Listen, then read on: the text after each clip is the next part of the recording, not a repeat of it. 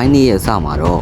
drone လာနေရေးမှာပဲ Iron Man ရဲ့ level scan ကိုတွေ့လာပါတယ်။ညတော့ Iron Man ရဲ့ level scan တိုက်ပွဲဝင်တဲ့ scan ပဲဖြစ်ပါတယ်။ Iron Man ကတော့ zombie တွေနဲ့တိုက်ခိုက်ပြီးခဏတာပျောက်သွားပါတယ်။ပြီးတော့တို့လည်းအဲ့နေရာမှာပဲအနားယူဖို့ဆုံးဖြတ်လိုက်ပါတယ်။ပြီးတော့ Iron Man ရဲ့ပစ္စည်းတွေလည်းကြံခဲ့နေပါတယ်။ပြီးတော့တို့ Iron Man စုအစ်တီထွင်ဖို့စဉ်းစားလိုက်ပါတယ်။ပြီးတော့တို့နေ့မိတ်ညမိတ်တီထွင်မှာတော့တယ်။ Iron Man ခြံခဲ့တဲ့စုတွေကလည်းရှိနေပါတယ်။ပြီးတော့နောက်ဆုံးတော့ Iron Man စုတစ်ခုကိုတီထွင်နိုင်တွားခဲ့ပါတယ်။ပြီးတော့သူပြန်စမ်းပြန်ကြည့်တော့လည်းပြန်လို့ရပါတယ်။ဒါပေမဲ့နည်းတော့ upgrade လုပ်ရတော့မှာပါ။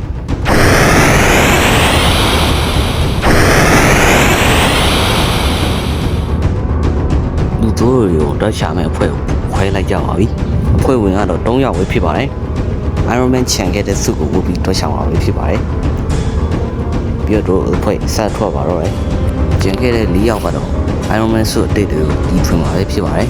။ပြီးတော့တို့ရှာနေကြီးမှာပဲတခုခုတတိထားမိလိုက်ပါတယ်။ပြီးတော့တို့ကလည်းစင်းကြည့်လိုက်ပါတယ်။တကယ်တမ်းကတော့အဲ့ဟာတော့ monster ကြီးပဲဖြစ်ပါတယ်။ပြီးတော့ monster ကြီး man တီကိုပြီးတော့တို့ကလည်းလက်တီးနဲ့ဝင်ထိုးရတယ်။ဒါပေမဲ့ monster ကလည်းရှောင်လိုက်ပါတယ်။ပြီးတော့တို့ရဲ့လက်စစ်တဘောဝနဲ့မီးတဘောဝကိုထုတ်ပြီးချပါတော့တယ်။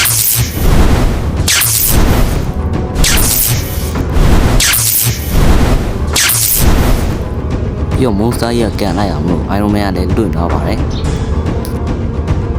ပြီးတော့ monster ကြီးကသူ့ရဲ့တပည့်အတစ်အဖွဲ့ဝင်ခေါ်လိုက်ပါတယ်ပြီးတော့သူကလည်းပြီးဖို့လို့တော့ monster အဖွဲ့ဝင်အတစ်ကသူ့ပြန်ထိန်းထားလိုက်ပါတယ်